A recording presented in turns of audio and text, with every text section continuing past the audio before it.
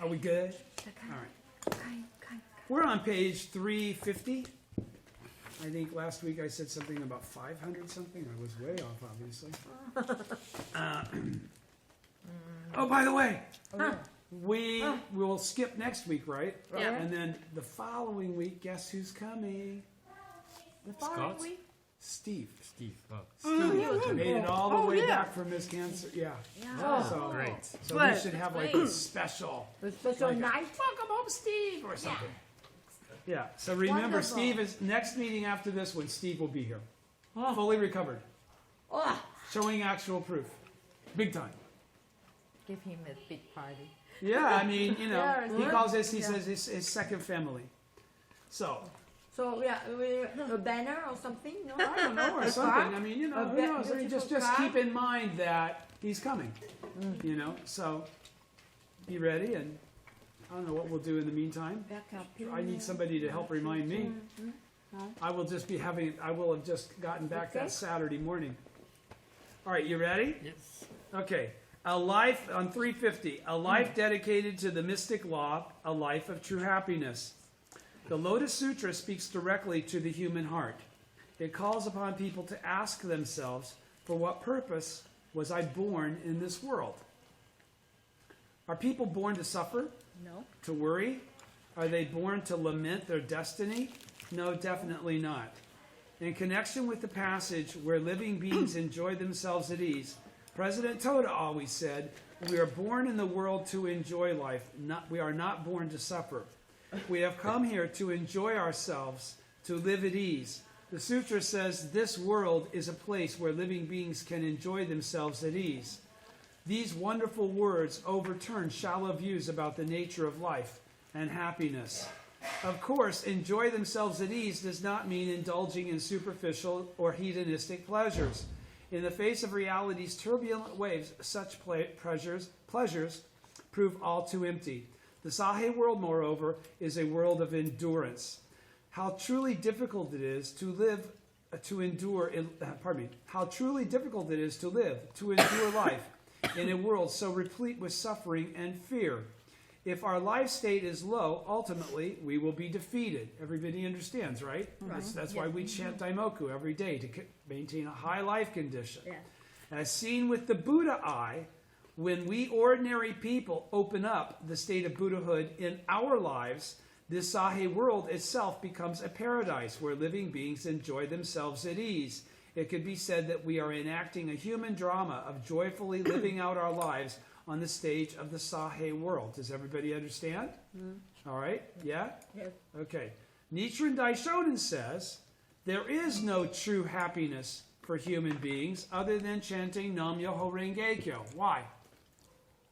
Why does he say that? Is that just because he's so hung up on his teaching, he thinks it's that only thing? Because it's very profound, but it's very true.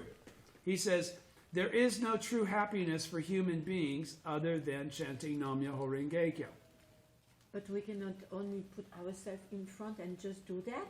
It would be wrong too? No, of course it would be. But what he's saying is that as an existence, as a human being, existing in the Sahe world, the only true happiness for a human being, living and existing as such an entity, is to chant Nam-myoho Renge-kyo. Why? Because the joy of chanting Nam-myoho Renge-kyo, that happiness continues on into your next lifetime. Every other thing that you experience that brings you happiness, stuff, relationships, merit, advance, all of that is not reflected in the same way. That's not eternal. All right? So he's saying there is no true happiness for human beings other than chanting Nam-myoho Renge-kyo. Why? Because Nam-myoho Renge-kyo links us into the state of Buddhahood lifetime after lifetime after lifetime. Okay? We don't lose our place, so to speak, as it relates to an ultimate life filled with truth and empowerment. He says, when deep in our hearts we base ourselves on the mystic law, we can lead lives of supreme happiness in which we thoroughly savor both the sufferings and joys of this world. What's that mean? that we live in this Sahe world as Buddhas, right? Right. Because Buddhas experience what might be perceived as sufferings and joy without them as the same thing. Let me say it again. When deep in our hearts we base ourselves on the mystic law, we can lead lives of supreme happiness in which we thoroughly savor both the sufferings and joys of this world. Again, to analyze enjoy themselves at ease, it could be said that at ease means freely, and enjoy themselves means to enjoy life thoroughly and wholeheartedly. In any event, our life state is the key. In nature, there is drama. There is a great joy in spring precisely because the severe winter has been withstood. The year is bountiful because of the changing seasons. We all know that as a fact, right? Scientific fact. It's the snow of winter that's the storage of moisture that's necessary for there to be enough moisture for the seeds to all germinate and yada, yada, yada. Everything starts actually from winter. The same is true of human life. In the course of living, we encounter mountains and valleys. Because there are steep mountains, we can enjoy mountain climbing. And because there are waves, we can enjoy surfing. Similarly, as long as we possess strong life force and abundant wisdom, we can enjoy ourselves as we overcome all of life's difficulties. And we come to possess unshakable selves, secure lives endowed with the four virtues: eternity, happiness, true self, and purity. President Toda called this free, indestructible, diamond-like condition a life state of absolute happiness. What did I just describe? And we come to possess unshakable selves, secure lives endowed with the four virtues: eternity, happiness, true self, and purity. President Toda called this free, indestructible, diamond-like condition a life state of absolute happiness. What did he just describe? The life state of actual Ichinen Sanzen, the life state of Buddhahood. Real Buddhahood, not theoretical Buddhahood, not understanding it in your head, but actually experiencing life on this basis where sufferings are never perceived as sufferings. They're perceived as aspects of mission, and they're actually a source of joy because you get to kick their ass. You get to defeat them. There are no obstacles or sufferings in this life that ever come in between you and victory. Ever, ever, ever. That's what makes you a badass. Okay? That's what makes you a Buddha. There is nothing more joyful than being a badass Buddha that cannot be deterred or overpowered or have anything to fear. You know? That's what we possess unshakable, we come to possess. In other words, this is a process. We come to possess unshakable selves. What's an unshakable self? You can't be rattled. You can't be discouraged. You can't be defeated. You never give up. That's an unshakable self. Secure lives. What are secure lives? Lives without worries. Lives without, trepidation. Without fear. Okay? Lives without fear. Lives that are based on the correct faith and unshakable faith of Mugiwashin, right? Right. That's Buddhahood. That's like, bring it on, baby. I'll kick its ass. Right? That's what secure lives. Endowed with. Why? They're endowed with eternity, happiness, true self, and purity because in that life, you are the Buddha. That's actual Ichinen Sanzen. Okay? President Toda called this actual Ichinen Sanzen, free, indestructible, diamond-like condition, a life of absolute happiness. When they talk about absolute happiness, it doesn't mean happiness that is derived from absolutely nothing going wrong. Everything always being the way you want it to be the first time out of the chute. It comes from having an unshakable self that can kick ass on anything that it encounters, that has the courage and the confidence that it's going to kick ass on anything it encounters. That's why it's happy in the face of adversity. That's why it's happy in the Sahe world. That's why it's so powerful it can change the Sahe world of endurance into the land of eternally tranquil light. Do you understand? Everybody's with me, right? Yes. It's not theoretical. It's theoretical if you just read it as words. It's actual if you live your life that way. And you have access to that life through faith in the Gohonzon and this teaching, the Buddhism of the sowing. Furthermore, the Daishonin says that enjoy themselves at ease refers to the boundless joy of the law, and goes on. Could enjoy themselves at ease mean anything but that both our bodies and minds, lives and environments are entities of 3,000 realms in a single moment of life and the Buddhas of limitless joy? What's he saying? He's saying we ourselves are Buddhas of limitless joy. Right? Right. And he says from that, what do we derive? We derive the wisdom to perceive the truth, that our minds and bodies are inseparable, that our lives and their environments are inseparable, and that all things are entities of the mystic law. That's the entities of the 3,000 realms in a single moment of life. You get it? Mm-hmm. All right. So, true happiness enriches our bodies and minds. It's not momentary pleasures. It makes us dynamic. It makes us mentors. It makes us practitioners with mission, fulfilling their vow. Do you understand? Yes. All right. So he says, true happiness enriches our bodies and minds, ourselves, and our environment. Because what happens when we attain this life state? It's reflected in our environment. That's how that's how Kosen Rufu turns the Sahe world into the land of eternally tranquil light. It's not theoretical. It's actual. And those around us, and all those around us with the benefits of faith.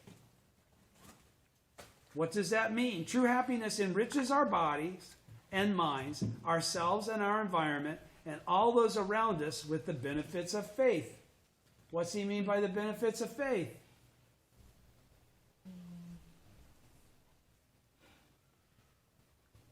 Always be the Buddha. Become a Buddha. Always, exactly, really, not theoretically, in truth. Okay? We get to become the teachers. All right? So the people that are around us get taught through our living example. That's why. Because we're the Buddha. We pray and take action not merely for our own happiness, but for the happiness of others. Why? Because we're the Buddha. Only Buddhas do that. All right? This is the spirit of the Lotus Sutra. We are advancing along the path of supreme happiness and leading lives of true enjoyment and ease. Do you all understand? Yes. That's what you're really doing, if you perceive the truth. Constantly making many kinds of music. In the line, the gods strike heavenly drums. The original meaning of heavenly drums is thunder. It seems that in ancient India, thunder was regarded as the joyful music of heaven announcing a merciful rainfall. On one hand, it could be said that this line indicates a heart of joy reverberating with supreme happiness. President Toda explained, the gods strike heavenly drums, constantly making many kinds of music as follows. Where it says that they are constantly making music, this is not like having a radio going. Let's say a father comes home and says something like, I had a really pleasant day today. The wife, commenting on her day, says something like, darling, today I happened to hear our neighbor's cat meowing. The son says, I saw my teacher out walking, and so on. A family living amid joyful conversation and laughter, that is constantly making many kinds of music. But if the father is always yelling with a voice like a broken drum, the mother is constantly screaming, and the children break down in tears, it doesn't make for very good music. So do you understand what he's trying to let you understand? Mm-hmm. That this is really about a life state that's achieved. It's not about increments that are being described as components. It's not about drums. Mm-hmm. It's not about music. It's that all of those aspects lead one to be able to perceive the very broad reality of Buddhahood. Mm-hmm. Do you understand? Okay, they're metaphors. Okay?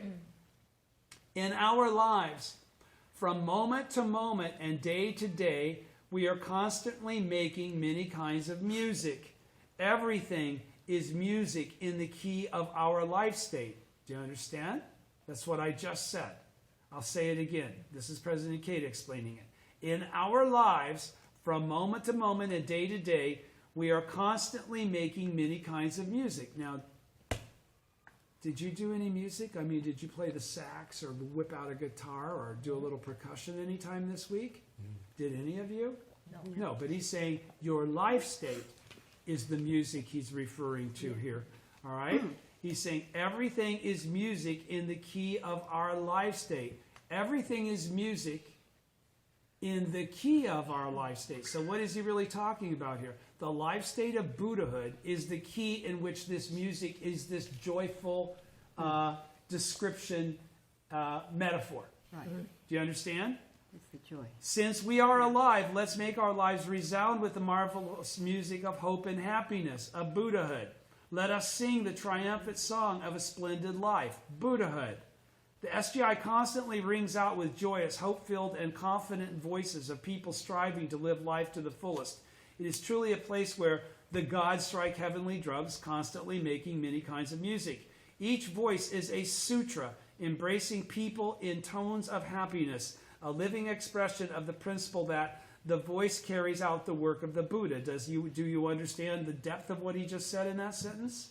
Let's read it again. Each voice is a sutra. What's he saying? Sutra is life itself, so each life is... No, sutra isn't life itself, but the sutra means teaching of the Buddha. Okay? So each voice is the teaching. Is the teaching of the Buddha, right? Okay? Embracing people in tones of happiness. In other words, teaching them through the example of their own life, this Buddha. Okay? This Buddha's voice is a sutra. And is a living expression, as a result, of the principle that the voice carries out the work of the Buddha. Right? Okay, it's through the Buddha's voice that he's able to teach. All right? Nichiren says, Nam-myoho Renge-kyo is like the roar of a lion. The great sound of our voices chanting Nam-myoho Renge-kyo each day dispels the sad music of sorrow and lamentation. It is steady and surely creating an age resounding widely with the triumphant song of the people. What's he saying there? Nichiren says Nam-myoho Renge-kyo is like the roar of the lion. The great sound of our voices chanting Nam-myoho Renge-kyo each day. Okay? So that's us practicing. That's us embracing the Gohonzon. What is that doing? That's dispelling the lower life condition. That's dispelling the things that would keep that voice from being killed. Do you understand? He says, we're dispelling the sad music of sorrow and lamentation. That's not what a Buddha does. That's what a deluded individual does. How do we dispel that? Through our daimoku. Do you understand? Each day we dispel that delusion through our daimoku. It is steady and surely creating an age resounding widely with the triumphant song of the people. The text then reads, Mandarava blossoms rain down. Mandarava are heavenly flowers said to delight the heart. They float down from the heaven to the world of the mystic law. We who dwell in the realm of the mystic law, that is, we who steadily persevere in faith, are certain to be embraced by flowers of happiness and good fortune and celebrated by the Buddhist deities. Why? The text reads, then Mandarava flowers, blossoms rain down. Their heavenly flowers said to delight the heart. They float down from the heaven to the world of the mystic law. We who dwell in the realm of the mystic law. What's that mean? We who dwell in the realm as Buddhas, in the realm of life as Buddhas, all right? That is, we who steadfastly persevere in faith are certain to be embraced by this kind of fortune. The flowers of happiness and good fortune and celebrated by the Buddhas throughout the three existences because we're fulfilling our vow. That makes all Buddhas happy. We're connected to all Buddhas. All Buddhas are connected to us. There's no separation between our Buddha mind and the Buddha mind of all other Buddhas, right? Okay, so Mandarava blossoms rain down also indicates causing joy in people's hearts. So not only for us, But for others, our actions and activities as Buddhas bring about joy in the lives of ourselves and others. To illustrate, when a child works hard at something and parents praise him or her saying, "You did a really fine job," the child can then take further action with joy, in high spirits, and show still greater ability. Scattering over the Buddha and the Great Assembly means that these flowers of good fortune and benefits fall equally upon the Buddha and all people. There is no discrimination. What does that explain? The reality of Kosen Rufu. In Kosen Rufu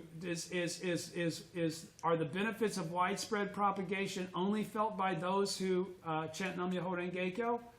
No. Is it required for everyone to chant Nam Myoho Renge Kyo for widespread propagation to have been achieved, Kosen Rufu? No. Okay, only a third. Yeah. Remember? Yeah. So, he says there is no discrimination. So, by virtue of our Buddhahood, the Buddha realm exists for all others. That's why they all eventually, it starts with a third, but before it's all over, it's everyone. Do you understand? Because eventually the slanderers will have come back to the point that they've diminished that third that are opposed. Okay? Eventually, those that have been asleep and have not been able to awaken themselves dissipates also. Do you understand? And they join the ranks of the bodhisattvas of the earth. Eventually, all human beings are perceiving and existing as bodhisattvas of the earth at some point in time in that future. All right? As this suggests, the Buddha and the people dwell in the same Sahe world. Our stage for realizing eternal happiness is here and now, not in the future. Ga Jiao Do Fu Ki, chapter 34, page 355. Ga Jiao Do Fu Ki, Ni Shu Ken Shojin, Ufu Shokuno, Nyoze Jitsuju Manze Sho Zai Shujo, I Akugo Inen, Ka Azogi Ko Fuman Sambo Myo. My pure heart, translates as, my pure land is not destroyed, yet the multitude sees it as consumed in fire, with anxiety, fear, and other sufferings, filling it everywhere. These living beings, with their various offenses, through causes arising from their evil actions, spend asamyak kalpas without hearing the name of the three treasures. So why does it happen to them? Because of their own karma, their own causes. Do you understand? Yes. My pure land is not destroyed. What power these words convey. This Sahe world is the true land of the eternal Buddha, the Nam Myoho Renge Kyo, thus come one. It is the true stage on which the undying Buddha resolutely struggles to lead all people to unhappiness. What is the undying Buddha? The Gohonzon. Therefore, it absolutely cannot be destroyed. So the Buddha declares. Therefore, it cannot be destroyed, so the Buddha declares. Where am I? Hang on, I just now screwed up. Pardon me. When we firmly base ourselves on these words of the Buddha, we are fearless. Do you understand? Because if we believe these words, then we don't feel that there's anything that we can't overcome, and we perceive all things that oppose us for the truth of what they actually exist as, which is opportunities for us to fulfill our vow and to destroy and defeat them. Expressing the power of the law as the Buddha in reality. All right? When we firmly base ourselves on these words of the Buddha, we are fearless. Our confidence that we dwell in, our confidence that we dwell in an indestructibly pure land manifests as indestructible courage and inexhaustible hope. We have faith in the teachings and we never give up. And the power to transform an impermanent and impure land into an eternal land wells forth in our lives. Our original state takes over. Our original state is what's manifest as our existence. The 9 worlds have given birth to the 10th. Do you understand? All right. So Nichiren says there are not 2 lands, pure and impure in themselves. The difference lies solely in the good or evil of our minds. The reward body to perceive the truth of what the true nature of reality is in each moment. He also writes, you must quickly reform the tenets that you hold in your heart and embrace the one true vehicle, the single good doctrine of the Lotus Sutra. If you do so, then the threefold world will become the Buddha land, and how could a Buddha land ever decline? In regions in the 10 worlds, the regions in the 10 worlds will all become treasure realms, and how could a treasure realm ever suffer harm? The world changes completely depending on one's mindset or single-minded determination. On the most fundamental level, peace can only be realized through a revolution in people's lives. That's why we call it human revolution. Yet the multitude sees it as consumed in fire, refers to the Sahe world as it appears to those who wander from illusion to illusion, from darkness to darkness, that do not perceive the truth, who are defeated constantly by the devil of the sixth heaven, which is making it so that they go from illusion to illusion, from darkness to darkness. Okay, that's the devil of the sixth heaven's function. That's when he wins. That's what happens. At the end of such wandering, they see only an abyss of despair. Everybody's with me, right? Everybody's with me, right? Yeah. All right. Therefore, it appears to them that the world is consumed in flames of an all-destroying fire that spells the world's end. But it is not actually an all-destroying fire. The flames that they see are merely the fires of their own earthly desires. Again, as indicated by the lines, with anxiety, fear, and other sufferings filling it everywhere. To those who labor under such delusion, this world is rife with anxiety, fear, and all manner of suffering. Right? Because they don't perceive the Gohonzon, and they don't perceive the inherent potentiality of all things to be elevated. All right? The world sees is central to the meaning of this section. It appears to people that the world is filled with suffering, but this is not the reality. As observed by the Buddha, as observed by somebody living life in a state of actual Ichinen Sanzen, this world is a solemn Buddha land, a pure land. It can only be perceived that way based on Mugiwashi. Okay, you understand? Doubt-free faith is the only thing that can get you to that life state. Therefore, the Daishonin says, whatever troubles occur, regard it as no more than a dream, and think only of the Lotus Sutra, of Nam-myoho Renge-kyo. Viewing the troubles and hardships of life as transitory as a dream requires an immense spirit. Do you understand? Because what's happening if you're understanding that the troubles and hardships of this life are as transitory as a dream? It requires an immense spirit. Why? Because you're perceiving this life in this moment as being eternal. You're seeing it as being eternal, as an existence that precedes your birth in this life, of which this moment is an extension. Okay? And it's something that will go beyond the moment of death, which is certainly in your future in this lifetime as a temporary existence. Do you understand? So he's saying requires an immense spirit to not perceive what's going on in this moment as the way things are. All right? To understand and perceive it as momentary. That I can turn this around. I can flip this sucker. I can flip this sucker. I don't have to even change it. I'll just flip it. Do you understand? All right. This is the power of single-minded determination. The power of faith. The power of perceiving you to be the Buddha. The power to perceive your life as having no separation between you and the Gohonzon. No separation between your life and the life of Nichiren. No limitation to the power of your life. That there's nothing you can't overcome. You know, that's the power of the life of Nichiren. That's what's embodied in the Gohonzon. That's what he expressed in his life by overcoming and going through all the shit that he did. That's what I was talking last week about Tatsunokuchi and all the other examples. Okay? That's a badass. Right? That's a fearless person. That's a person of faith. Right? That's what he's talking about. Viewing the troubles and hardships of life as transitory as a dream requires an immense spirit. It requires being a Buddha. This is the power of single-minded determination, the power of being the Buddha, the power of faith, the power of being the Buddha. Belief entails a great revolution in our frame of mind, the frame of mind that accepts that we're already Buddhas exactly as we are, not someday when we perfect ourselves.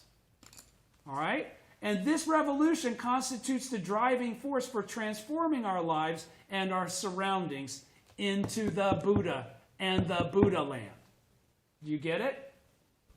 Those unaware of this power are miserable. Why?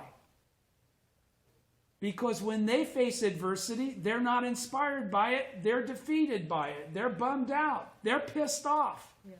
That something bad has happened. Not something that was already expected, anticipated, and that they take joy in now kicking the ass up. Do you understand? All right. They are referred to as, in the subsequent passage, these living beings with their various offenses. Because why?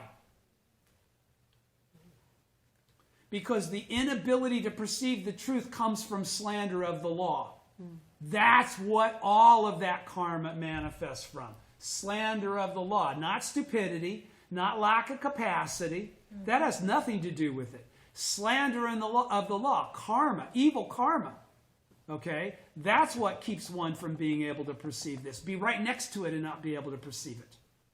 Do you understand? Ryokan, many examples. I won't go into all of them. All right? That's why those people, the poison has penetrated deeply. All right?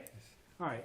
These living beings with their various offenses through causes arising from evil actions, okay, not because they were picked on, not because they were unlucky, okay, not because they happened to be at the wrong place at the wrong time. No, no one's ever at the wrong place at the wrong time. They're always at the right place for the correct reason. That's karma, okay? That's consistency from beginning to end, even when that's a tragic situation. All right? Spending asamyak kalpas without hearing the name of the three treasures. They never even encounter Buddhas. They never see those examples, those living examples of the power of faith, of a correct teacher, of a correct object of devotion.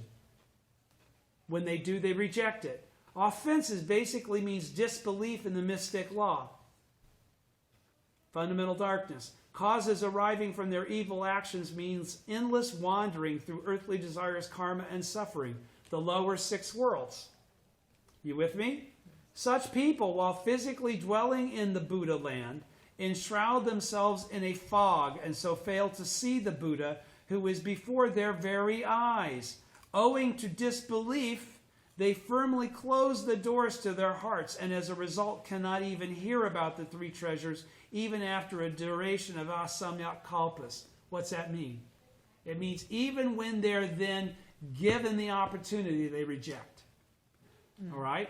That's because of their karma, not because the person that was trying to inject was bad at what they were doing.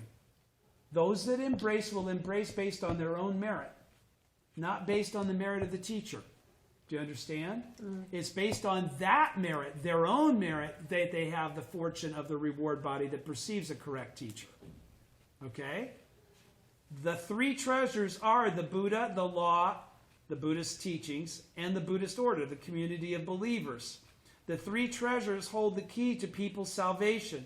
Therefore, they are most highly revered in Buddhism as treasures that lead people to happiness.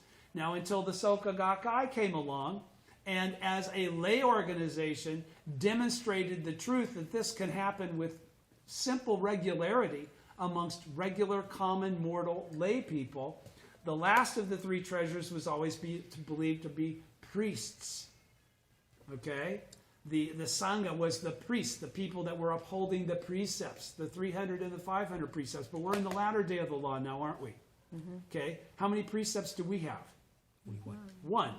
This precept of the diamond chalice. We're not relegated to that. So now it's all these common mortals that are actually Buddhas, the bodhisattvas of the earth, okay, that don't necessarily have surplices and robes and temples.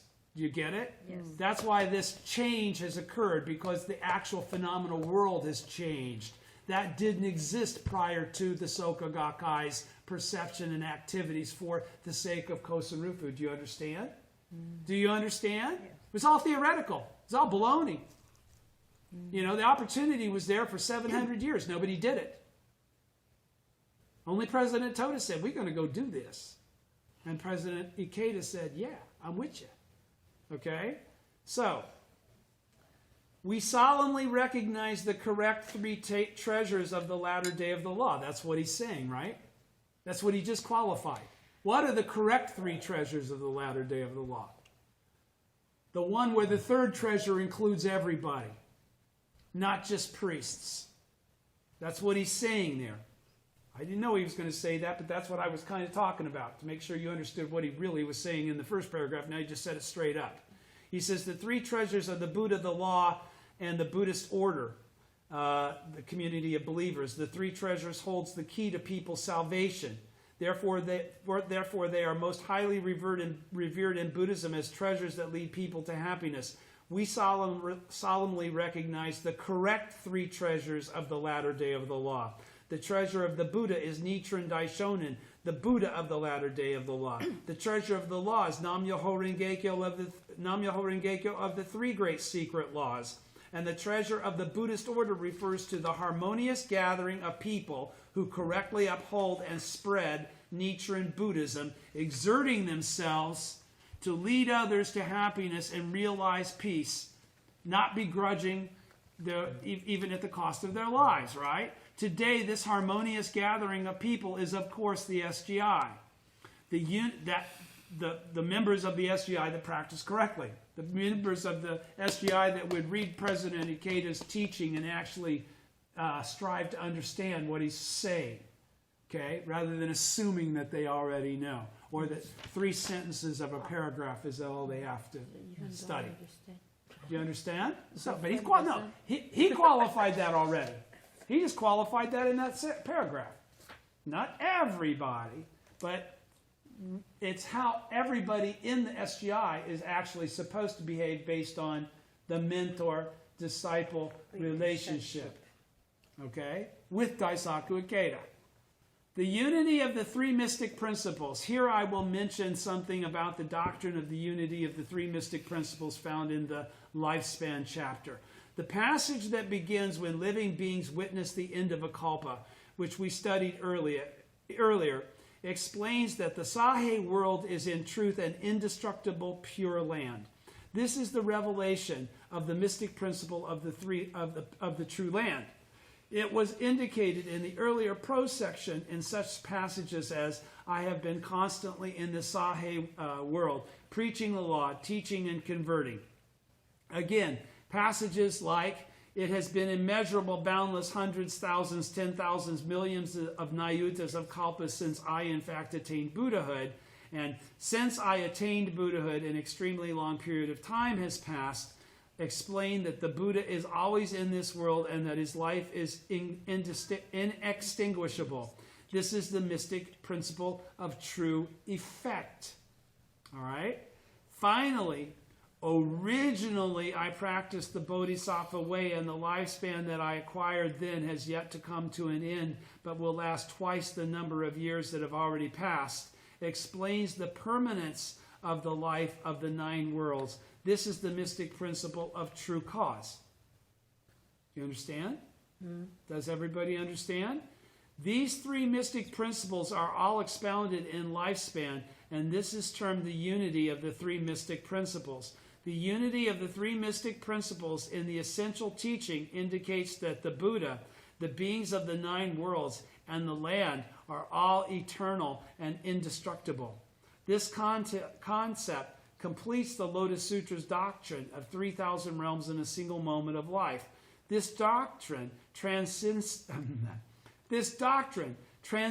distinctions among the 10 worlds and between life and its environment, clarifies that the 3,000 realms of all phenomena are eternal and everlasting. It reveals the great and eternal entity of life that encompasses within it the 3,000 realms of all phenomena.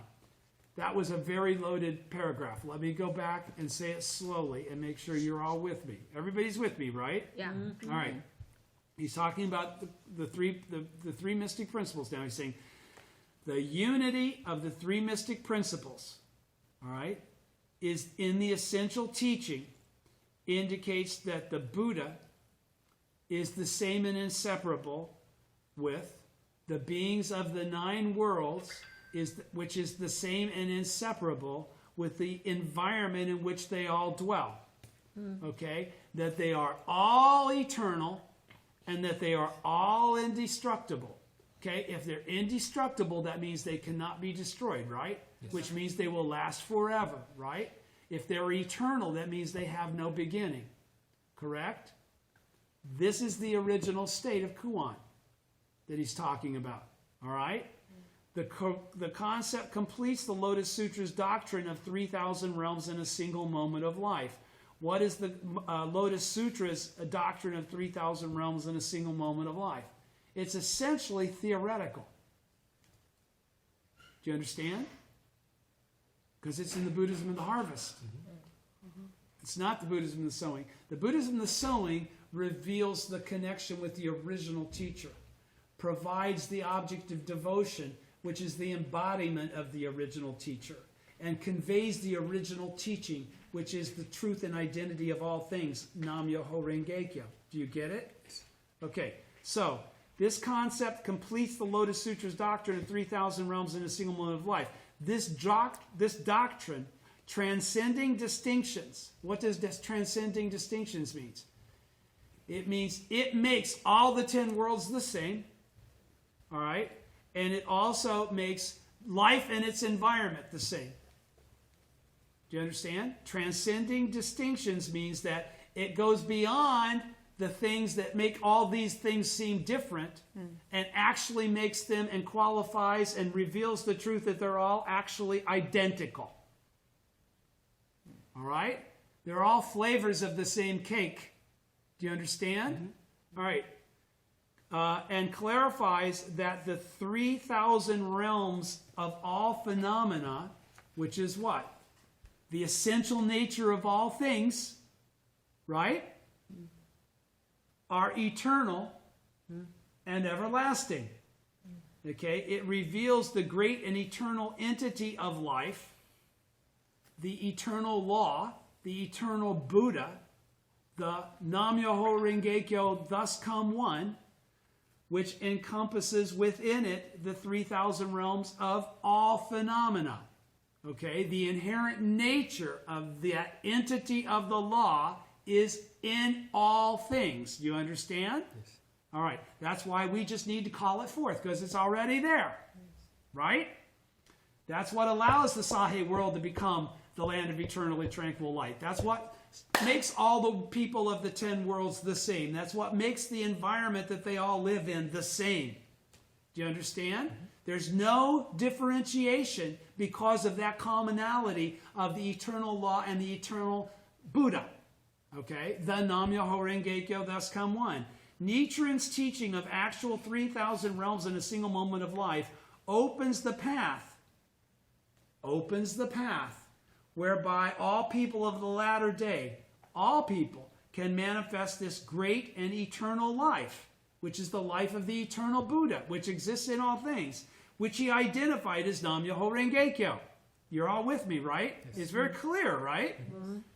We who earnestly embrace Nichiren Buddhism are therefore noble emissaries of the Buddha who put into practice in society this unity of the three mystic principles. What's he saying there?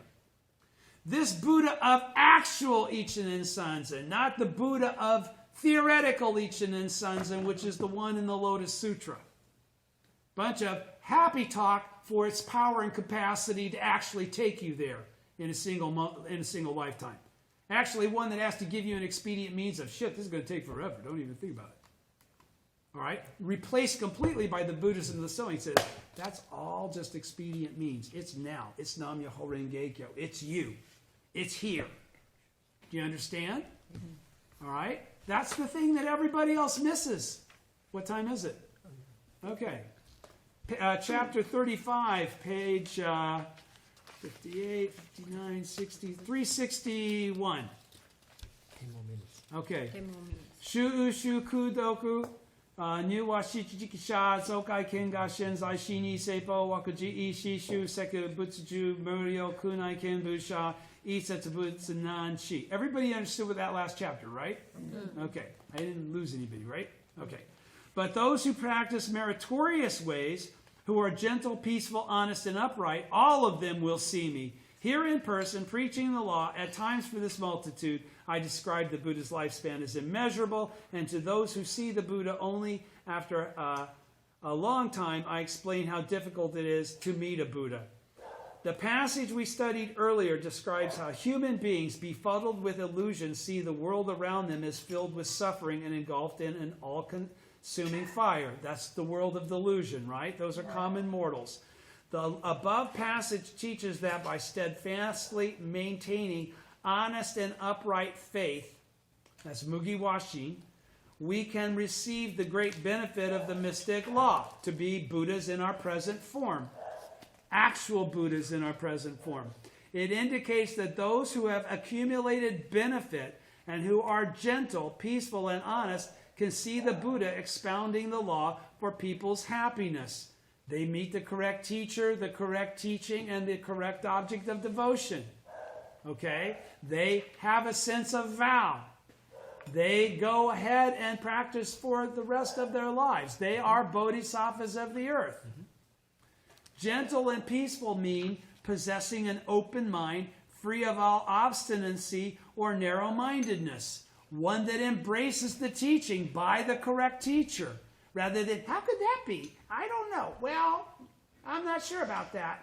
That's obstinance and narrow-mindedness. Do you understand? So mugiwashin is doubt-free faith. All doubt-free faith is giving yourself the capacity to perceive that which you could not perceive otherwise. Because without faith, it's beyond your ability to perceive. Yes. All right? This is not by any means to say weak-willed. It is the spirit to see the truth exactly as it is, without being swayed by prejudice, bias, appearances, and the like. Delusion. All right? Honest and upright, as these words suggest, mean an attitude of directly approaching and seeking out that which is good and great. Seeking out. You're taking the action. It isn't the teacher that's going out and going, I need a disciple. No, it's the disciple finding the teacher that they're seeking, right? All right, so the eternal Buddha, which is what I was talking about, all right, is visible to those who are gentle, peaceful, honest, and upright. They perceive the true nature of the Gohonzon when they chant to it. Yes. Frankly speaking, they do. It may take practice and the process of going from stage 1 to some later stage in the 6 stages of practice, but it's a process that they get to. Yes. All right? The eternal Buddha is visible to those who are gentle, peaceful, honest, and upright. The Buddha's life is eternal and indestructible. Those whose minds are gentle, peaceful, and upright can continuously live with a sense of absolute peace of mind in being together with the Buddha, because that's how they perceive what they are, who they are, and what they're doing. Do you understand? All right. This is actual Ichinen Sanzen he's talking about. Those who are always with the Buddha will be liberated from loneliness and impatience, anxiety and despair, because they have the hearts of lions. They have the lion heart. They have the life condition of the lion. They can abide in a state of eternal happiness. Do you understand? Mm-hmm. All right. For us, gentle and peaceful, honest and upright refers to our attitude of faith in the Gohonzon. That's what it's talking about. It's not talking about your nature or personality. All right? From a literal standpoint, to practice meritorious ways means to accumulate benefit by carrying out various Buddhist practices, doing shakabuku, studying, going to activities that support the advancement of others as well as yourself. Right? But our practice is none other than the practice of chanting Nam Myoho Renge Kyo to the Gohonzon for ourselves and others. That's ultimately what it always boils down to. Nichiren says that the 5 characters of Myoho Renge-kyo, the heart of the essential teaching of the Lotus Sutra, contain the benefit amassed through the countless practices and meritorious deeds of all Buddhas throughout the 3 existences. Chanting Nam-myoho Renge-kyo confers the ultimate benefit and is the wellspring of all benefit. Accordingly, this sutra passage teaches that we should always chant the mystic law with a pure and earnest seeking mind toward the Gohonzon. When we possess such sincere faith, a life state identical to that of the eternal Buddha, because it is the same life state, manifests, which identical, it is the same, manifests within us. An open and upright mind connects us directly with the life of the eternal Buddha, of the Buddha. In the above passage, this is explained by the lines, all of them will see me here in person, preaching the law. The Buddha is always here preaching the law. In other words, at all times we can live embraced by the Buddha's compassion and in perfect accord with the Buddha's wisdom. When we base ourselves on the great conviction that we are always together with the Gohonzon, that's the mind of Buddhahood, that we are always together with the Daishonin, we are fearless. When something happens, we calmly challenge the situation, fully exercising our wisdom, and all the while chanting Nam-myoho Renge-kyo. By doing so, we cannot fail to be protected. We cannot fail to be protected. We are certain to realize a life of victory. Also, all of them will see me in person indicates the principle of the mutual possession of 10,000 worlds and 3,000 realms in a single moment of life. The beings of the 9 worlds perceive and are embraced by the world of Buddhahood. That is, the 9 worlds are endowed with the world of Buddhahood, and the world of Buddhahood is endowed with the 9 worlds. I'll stop there because it's going to go into the OTT. What time is it? 9. Okay, I have to stop there because I got to go. But we'll continue on page 363 and go beyond there next time. Okay? Thank you. Thank you.